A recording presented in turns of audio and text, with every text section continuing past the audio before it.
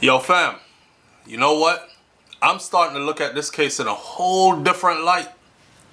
In a whole different way. What if YNW Bortlen is actually the mastermind behind this whole thing? What if YNW Bortlen played Melly? What if YNW Bortlen was the one who actually planned all this, got Melly to go along with it, and then found a way out and left him stuck in it, 10 toes down? Welcome back to BrainFLoTv. Sometimes we think outside the box, which I encourage everybody to do. If you've never been here before, go ahead and hit that subscribe button. Click the bell next to the subscribe button so you are notified every time a new video goes up on this channel. Let's get right into this. So, I'm starting to look at this whole thing different. For those of you who've been following me for a minute and you've heard me say YNW Bortlen looks slow. He looks dumb. He looks almost like he has a learning disorder. If you've ever watched any of his interviews, right? So maybe it was Melly, the more articulate one, who got him into all of this, and he just followed along. We've seen stories like this before where, you know, some people have like a low IQ and they're not really smart on their feet thinking, and then if you get people around them who are like the wrong kind of people, they can easily inveigle them to get into things that that could be criminal, detrimental to their health. Prison is filled with a lot of these kind of people. They have learning disabilities. They don't rationalize things too quickly, and somebody else who is cunning, fast thinking, and just criminal minded at the same time gets a hold of them and get them to do some criminal stuff, and now they're doing a life sentence. Now they're doing 15, 20 years behind it. You know, in this YNW Melly, so we know now that Bortlen has taken the plea deal, right? Man, I watched the whole video yesterday of him taking the plea deal, and there was something that was just sinister about his demeanor. He kept doing that.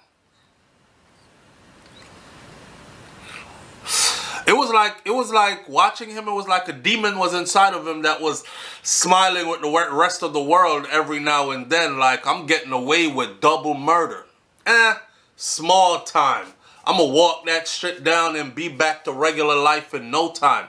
They asked him how old he was. I think he said 26 or 27.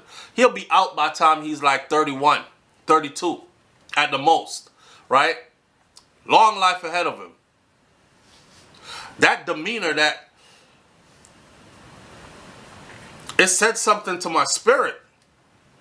But let's get into some other stuff though, because what I notice is there are lawyers who are involved in this case and in other cases who are speaking out on this, and I'm realizing that none of these lawyers want to be considered a lawyer who defends a rat. A lawyer who defends a snitch. But we're going to talk about that in a minute. Hold up. Everybody keeps saying he's not going to testify. Yes, he's going to give a proffer, but he is not going to testify. He's not going to testify against Melly, and nothing he says can or will be used against Melly when Melly trial comes. That's a lie. That's not true. It can't be true. If you think the state just offered him this sweet deal on a double murder case in which they have proof that he helped to cover it up and that he lied and did everything else, participated not in the murder side of it, but everything else after the bodies were dead or the persons were killed. You think they would just give him like no time, basically 10 years, walk down 6, serve the rest on probation or parole, whatever? Nah. So for the people and the attorneys who are coming to social media telling people, like, I've even seen Bortlen's attorney did a video explaining that his client is not going to be testifying against Melly. His client, which is Bortlen, is not a snitch. He's not a rat. None of the information that he gives to the prosecutor is going to be used against Melly. The prosecutors want to take a proffer, and they will meet, they will sit down, and they will ask him some things about the case, but he won't have anything much to say to them. Yeah, right. Save that for somebody else. I know the reason why that they might be doing that, and we're going to talk about that as well. So, for all the people, including them, who keep saying he is not, let me explain to my audience what a proffer is. Because I went to the law library, I wrote this out. By definition, a proffer. A proffer is also known in law as a queen for a day agreement. A queen for a day agreement. It is a deal between a person who is under investigation and the government, where the person who is under investigation provides information to the prosecutors in exchange for potential benefits like a lighter sentence or reduced charges. The information that is shared in that proffer agreement is usually protected from direct use against that individual. That means that information, whatever it is that Bortlen's going to tell them, he's protected from it. The proffer is kind of like incriminate everybody else. You could even incriminate yourself in it, but we can't use it against you. But we can use it against everybody else mentioned. Alright. So the information that is shared is usually protected from direct use against that individual, but it can be used derivatively to develop new leads or as evidence against others. Okay, y'all slow or you following? This agreement carries significant risks as they involve a waiver of your Fifth Amendment rights. So for the people who are saying he could just go up there, he don't have to tell them nothing. He could just go up there and just say, I plead the fifth, I plead the fifth, I plead the fifth. You can't. You have waived your Fifth Amendment rights when you sign a proffer or when you agree to a proffer. And it can be used to rebut conflicting defense arguments or evidence that are presented at trial. Bruh, that tells me that whatever he tells them can be used against Melly at trial. So, for all the people who are in my comment section talking about, you don't know what you're talking about, he don't have to take the stand and testify against them. I never said he was going to be sitting on a stand in court testifying against Melly. I said the information that he is going to give in that proffer is going to be used at some point against YNW Melly. That was the nail that was needed in this coffin. If I was YNW Melly right now, I seen one attorney saying, this is really bad for YNW Melly.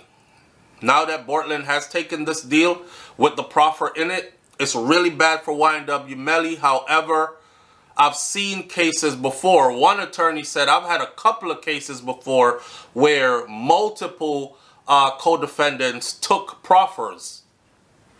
And we still ended up winning the case. Yeah, but was it a double murder case though? With the death penalty on the table though? With the amount of evidence that they have against these guys, though, listen, I'll go a little bit further, right, with this proffer stuff for everybody. Now, to break it down for you, what is the purpose of a proffer agreement? The purpose of a proffer agreement is to offer information. The primary purpose is for the individual to share information about particular criminal activities to the government. That's the reason for taking it. That is actually the textbook reason for a proffer. It is for him, Bortlen, to share information concerning this double murder with the prosecution. No other way around it. The other reason is to gain leniency. In return for this information, the individual hopes to receive benefits such as reduced criminal charges or a lesser sentence or even immunity from prosecution. Meaning, you could go say whatever you got to say to them, they won't be able to use it against you. But they could use it against whoever else. How a proffer works. This agreement, a proffer, involves a meeting where the individual, represented by their attorney, provides verbal, written, or electronic information to the government prosecutors and to the investigators. This is the process of the proffer. 2, information protection. So under the agreement, the statements that are made during the proffer session, they are typically protected from direct use by the prosecution against the individual who gave them the information. That will be Bortlen. He'll be protected from whatever it is he's telling them. For the people who are saying now that he'll be protected from them, he can actually say, I'm the one that did the murders. And then Melly is just going to walk free. Oh, y'all tripping. Y'all really think these highly educated, highly skilled people of the law, lawyers, prosecutors, law enforcement officials, y'all who put this case together, y'all really think they didn't think about that? If we give him a proffer and he could say whatever he wants to say after and we could never charge him, what are the possibilities of him admitting to the murders and us having to let Melly go? Come on, man. They thought about that. But let's give you what's written in law, since you think that that's possible. Okay. Derivative use. It says, however, the government can use the information to investigate leads, to uncover new evidence, to pursue further investigations. They can use the information against somebody else. Trial use. The statement may also be introduced at trial to rebuttal all or any evidence or argument presented by the defense that are inconsistent with the information that is provided during the proffer. That means if when they go to trial with Melly, if Melly's attorneys are saying Melly was not in the car, he got out of the SUV and he went into another SUV and they left. If you watch the trial, you know what I'm talking about. But Bortlen already told them, Melly did not get out of my car. He was in there. They're going to pull his proffer. They're going to use the information from his proffer. Say, your co-defendant, Bortlen, who took his deal, he already told us that you were in the vehicle the whole time.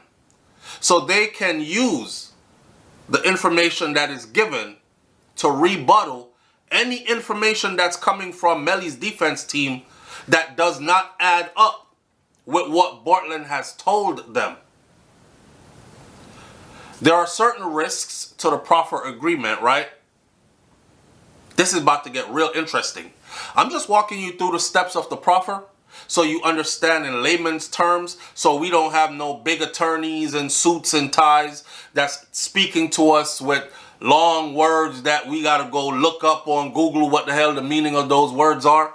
I'm breaking it down for you on everyday ninja conversation type level, right? Listen, after this, I have a theory, so stick around for the theory. But let's get back to the proffer. It also says here that there are risks associated with a proffer agreement. Derivative exposure. The most significant risk is that the information that is shared can actually help the government uncover other evidence that can be used to indict and convict the individual. I'm going to say it again. The most significant risk is that the information that is shared can help the government uncover other evidence that can be used to indict and convict the individual. So they might not be able to convict him of anything in this particular case, but what he says might lead to a whole new investigation of a whole other situation that can actually bring about a whole new case and new charges against even yourself. Right? Waivers of rights. Entering into a proffer agreement can mean waiving certain rights like your Fifth Amendment rights, such as the right to not to incriminate oneself, which means you have to tell the story and you have to be truthful and you have to incriminate yourself. You have waived the right to, I plead the Fifth, I don't want to say nothing because I might incriminate myself, so I plead the Fifth. You can't plead no Fifth. You can't lie. You have to tell. I see a lot of people on social media saying, well, but based on what the judge says, he could lie. He could tell them just anything. Do you really think they would give him a deal like that? If he, here's a sweet deal for you. Just come back and tell us just anything, and then you can go home. Are you serious? I don't know who with some common sense would believe that. But apparently a lot of people believe that that's how this goes. It's not. This is not how it goes. You have waived your rights to your Fifth Amendment rights. So you will have to now incriminate yourself. For instance, Bortlen cannot go and say to them, I was not driving that car. I wasn't even in the car. I don't know what you're talking about. He can't. He has to go and say, yeah, I was the one that was driving the car. Yeah, it was 4 of us that got in the car, just like you saw on the video when we left the studio. Yep, I was the driver. Yep, we were seated just like that. Sack Chaser was up front. Juvie was in the back next to Melly, who was sitting right behind me. You can't get in there and say, I was driving the car, but I don't remember who was sitting next to or behind me, because you're lying. And they know you're lying because the other 2 people in the vehicle are dead. Somebody was sitting behind you. Bullet trajectory from forensics says the shooter sat behind you. Blood splatter evidence that left the outprint of a person, which means the person who committed that murder, they got splattered with blood. If they were not sitting in that seat, the blood would have splattered in the space where the body was seen. But when they put the luminol lights inside of that vehicle, it is a clear outprint pattern of an individual that was sitting there. Who was sitting behind you? Because we already know this is where the shooter was sitting. So who was it, Bortlen? You see that? So inadvertently, Bortlen is going to say who the killer was. He doesn't have to get up there and say, Melly killed them. He's right there. They just found another way to get the answer from him. Yo. Inconsistent defense issues. If any part of the defense presented at trial contradicts the information that is given in the proffer, the entire proffer can be introduced as evidence. That is in the law. So I don't know why these attorneys are taking to social media to tell people that Bortlen's not a snitch. He's not going to be telling. He's not going to be saying anything to them. And the information that he gives will not help the state in any way, shape, or form. Are we that dumb? Are we that dumb? Let me read that part for you again. If any of the defense presented at trial contradicts the information given, if any part of the defense presented at trial contradicts information that is given in that proffer, the entire proffer can be introduced as evidence. Not one sentence out of it anymore. Not just them saying, nah, that's not what he said, because he said he was sitting in the driver's seat, you were behind him. No, they'll bring the whole proffer in. Let me tell you how it really goes. Boop! Drop the whole proffer in there. This is what Bortlen told us. And this is what we believe it is. He's under oath, okay? And when you lie under oath, he's going to be under oath when he speaks to them, when he gives his proffer. And when you lie under oath, there is something that's called what? Perjury? Yeah, that part. Perjury. So, providing false statements for the people who said, oh, he could just go lie and say whatever he want to say now, so he could just say, I did it, and then Melly will get off. And they can't use it against them because that's how the proffer works. Ding, ding, ding, ding. You're crazy. Providing false statements or omissions. Omissions mean to take yourself out or leave parts out of the story that you should have told. Providing false statements or omissions during the proffer can result in new criminal charges such as perjury.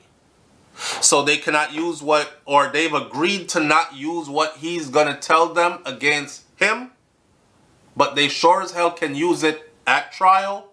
And not only that, if he lies in any part of it, if he twists some part of the story, they can actually perjure him. New charges. I don't think he wants that smoke from the state. I don't think he wants that smoke from the state. Now, here's what I'm thinking, right? And this is a little outside the box and a twist to where we're at now. What if YNW Bortlen is actually the person who said, yo, Mel, let's get rid of these two. It's $1 million on the table. It's got to share up for 4 people. That's $250,000 a piece.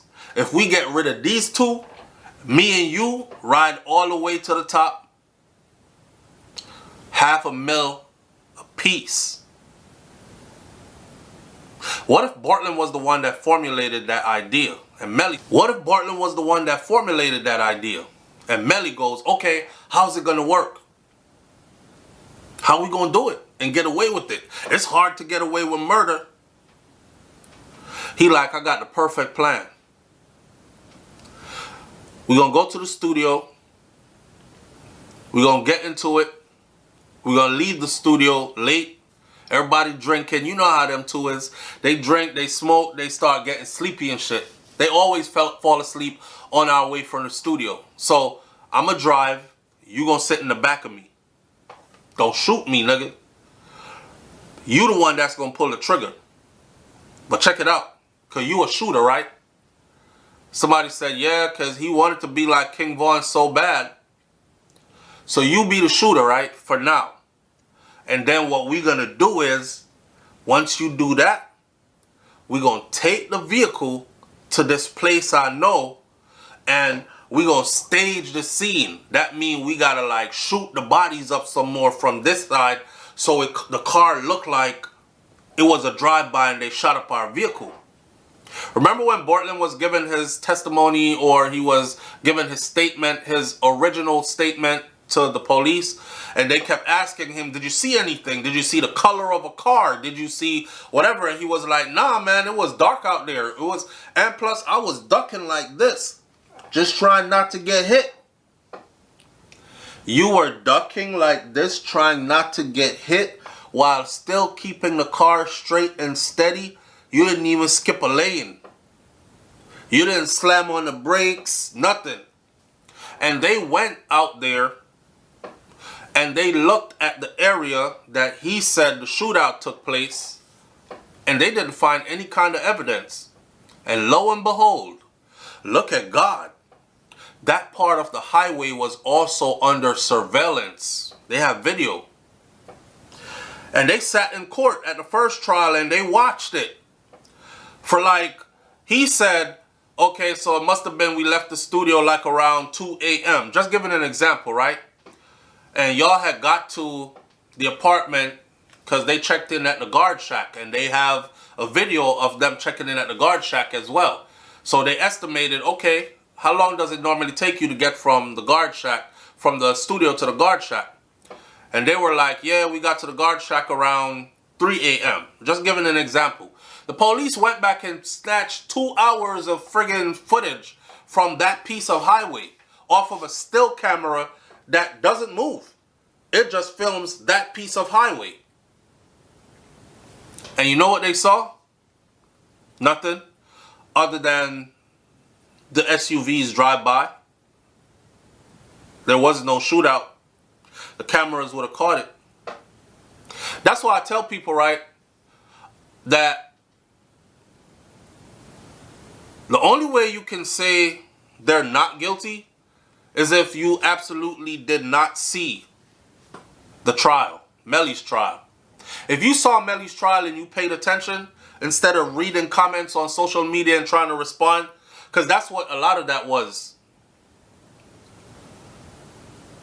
then you saw what I saw.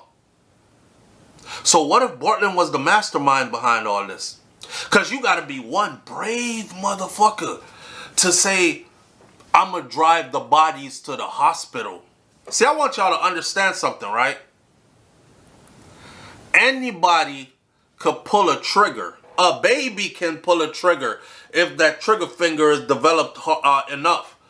They don't even need the trigger finger. They put any finger in there and pull it, and the gun is going to fire. That's why children shoot children all the time.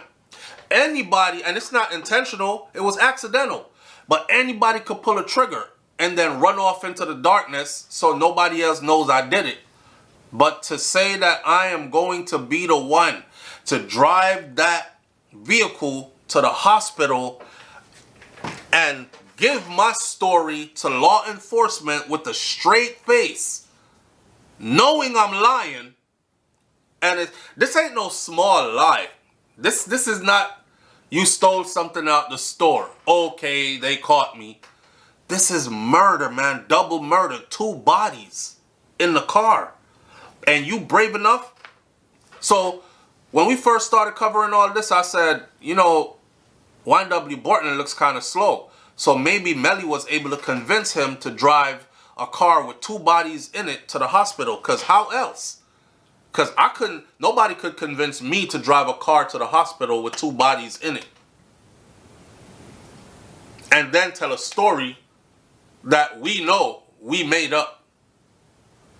I would have more been the guy who pulled the trigger, and then I could hide. But to go to law enforcement and say, listen, we just got in the drive-by, they were trying to kill us. I didn't see nothing because I was ducking like this the whole time, just driving, trying not to get shot. And when I put my head up like this and looked around, all the homies were dead. You know the police gonna look at you and say, y'all remember that scene from Training Day where Denzel Washington, where he was like, you know you done fucked up, right? Yeah, you know you done fucked up. That's what the police is looking at you like. Right? This is a plot twist. What if Bortlen is the mastermind behind the killings and got Melly to do the shooting while he did the driving part and the telling of the story part and had it all planned out on how to escape this. And this is exactly why he was brave enough to drive the car with 2 bodies in it to the hospital, and how he saw it was going to work out, like it was going to be a way out of this for us. You know, I said in another video, I said because I find it hard to believe that Bortlen was just driving down the street like he normally does, and your homie in the back could just pop off and kill your other 2 best friends. I'm thinking more along the lines of, you knew that was going to happen because y'all planned that to happen that way. Now, let's get to who was the mastermind of the plan, because I refuse to believe that you did not see that coming.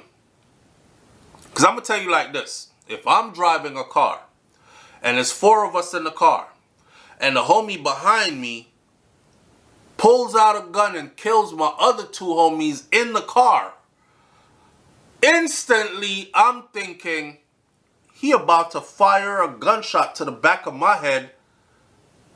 Bitch, I'm jumping out the car. I'm crashing the car. I'm not even asking what you doing.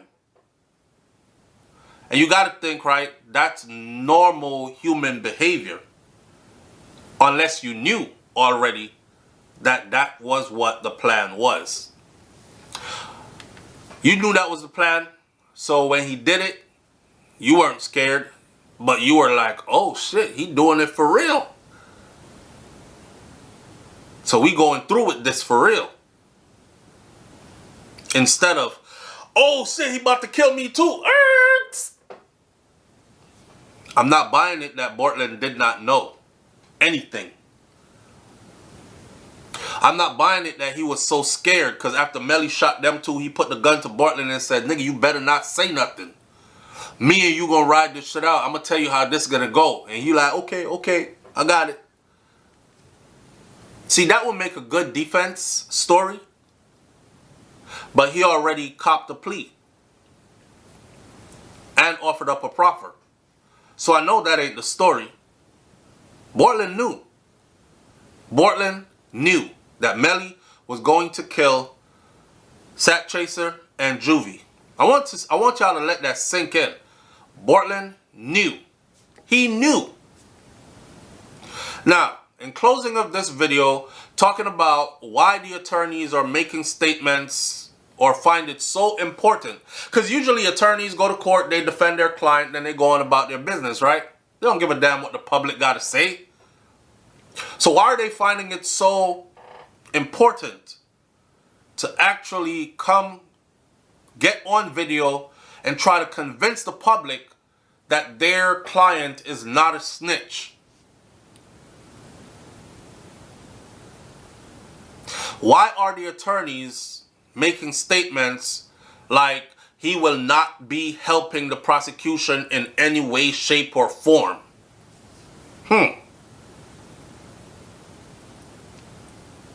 I think it's because these attorneys do not want to be seen as rat representatives. I mean, they're criminal attorneys, and the criminal world is not that big. So when somebody is looking for an attorney to represent them in a criminal case, they'll look and they'll see, nah, bruh, everybody he represents is labeled a rat. Because how he win his cases, he just gets you to tell on your homie. That's it. And you take a deal and you get to walk and your homie gets sent to hell. I don't want that on my conscience. I don't want that on my record. I don't want the public to know that. And it's a dangerous world out here. Because it ain't too hard to track down and gun down an attorney. Oh, you the one that helped my homie snitch on my other homeboy and got him life without parole. Bah, bah, bah, bah, bah. So they be trying to move safe between 2 dangerous lines. That's all I could think that it is. They're also probably looking to the future that if they hurt Bortlen, then Bortlen won't be able to go forward with his music career. Because I'm sure that's what Bortlen's thinking about. He like, I'm about to walk this shit down. I'm about to come home, drop a hot-ass album or a couple of singles, be right back in it. A lot of people are going to want to do interviews with him.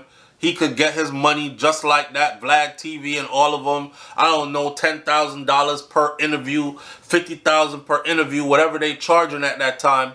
Plus, he'll be able to do shows, whatever, if he is not labeled a snitch. Hell, 6ix9ine told on everybody, including people who they didn't even ask him about. That's not my words. Those are the words of the feds. One Fed agent said 6ix9ine told so much. He said to 6ix9ine, listen, I'm not saying you should be a snitch, but look at it this way. The more you tell us is the less time you'll get. He said that boy started talking. He started telling us about people that we didn't even have on our radar. That's what he said. So he was snitching out everybody.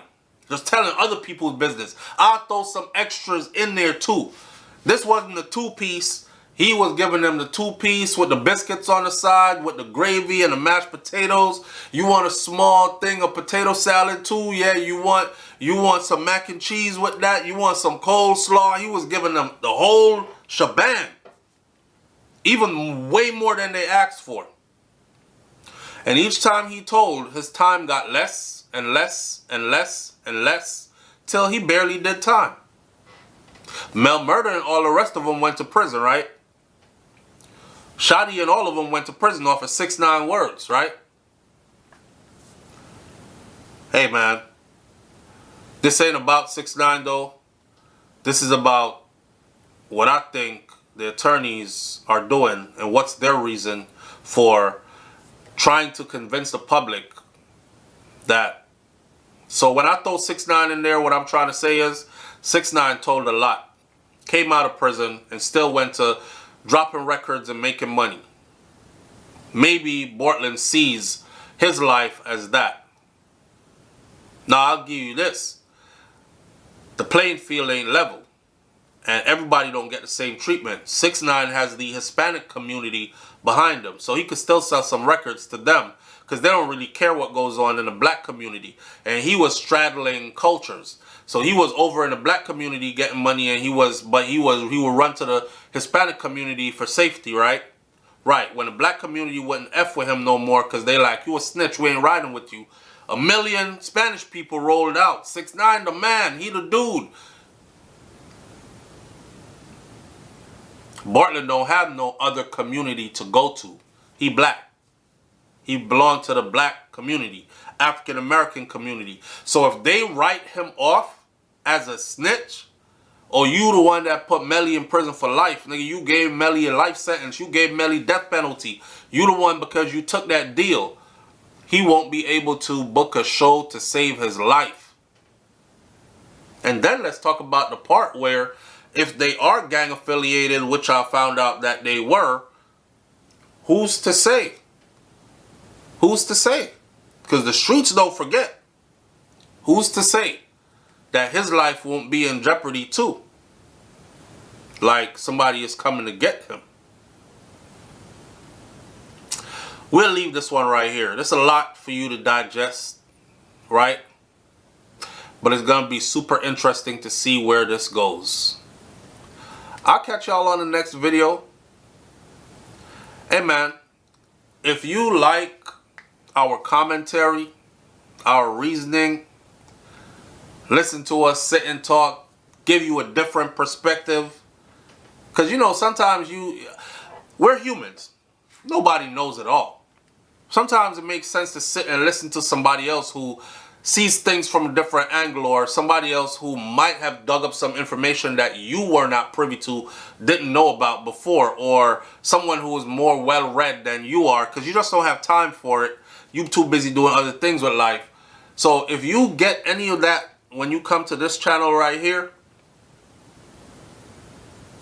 hit that subscribe button for me and help this channel to continue to grow. Alright? I'm going to catch y'all on the next video. It's BrainFLoTv. I'm out. Peace.